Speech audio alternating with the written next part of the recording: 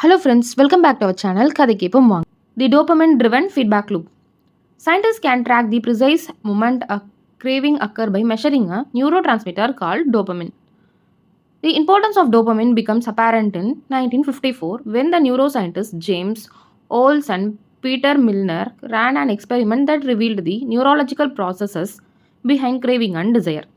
By implanting electrodes in the brain of rats, the researchers blocked the release of dopamine.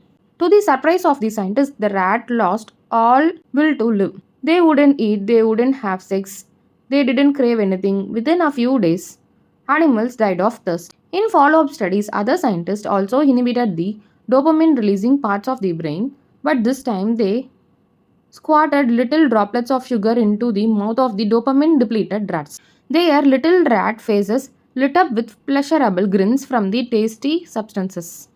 Even though dopamine was blocked, they liked the sugar just as much as before. They just didn't want it anymore. The ability to experience pleasure remained. But without dopamine, desire died. And without desire, action stopped. When other researchers reversed this process and flooded the reward system of brain with dopamine, animal perform habits or breakneck speed. In one study, mice received a powerful hit of dopamine each time they poked their nose in a box. Within minutes, the mice developed a craving so strong they began poking their nose into the box 800 times per hour. Humans are not so different. The average slot machine player will spin the wheel 600 times per hour. Habits are a dopamine driven feedback loop. Every behavior that is highly habit forming, taking drugs, eating junk foods, playing video games, browsing social media, is associated with a higher level of dopamine. The same can be said for our most basic habitual behavior like eating foods, drinking water, having sex, and interacting socially. For years, scientists assumed dopamine was all about pleasure, but now we know it's playing a central role in many neurological processes, including motivation, learning, and memory, punishment and aversion, and voluntary movements. When it comes to habits, the key takeaway is this: dopamine is released not only when you experience pleasure, but also when you anticipate it. Gambling addicts have a dopamine spike right before they place a bet, not after they win. Cocaine addicts get a surge of dopamine when they see the powder, not after they take it.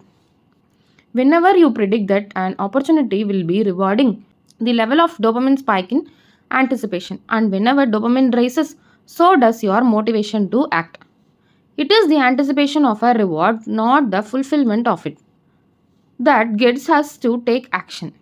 Interestingly, the reward system that is activated in the brain when you receive a reward is the same system that is activated when you anticipate a reward.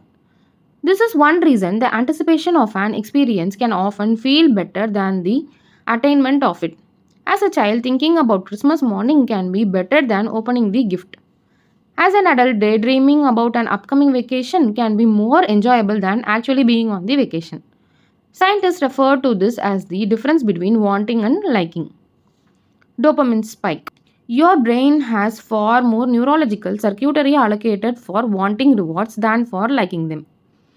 The wanting center in the brain are large. The brain stem, the nucleus accumbens, the ventral tegmental area, and the dorsal striatum, the amygdala, and the portion of prefrontal cortex. By comparison, the liking center of the brain are much smaller. They are often referred to as hedonic hotspots and are distributed like tiny islands throughout the brain. For instance, researchers have found that 100% of the nucleus accumbens is activated during wanting. Meanwhile, 10% of the structure is activated during liking. The fact that the brain allocates so much precious space to the regions responsible for craving and desire provides further evidence of the crucial role these processes play. Desire is the engine that drives behavior. Every action is taken because of the anticipation that precedes it. It is the craving that leads to the response. These insights reveal the importance of the second law of behavior. We need to make our habits attractive because it is the expectation of the rewarding experience that motivates us to act in the first place. This is where a strategy known as temptation bundling comes into play. Thank you.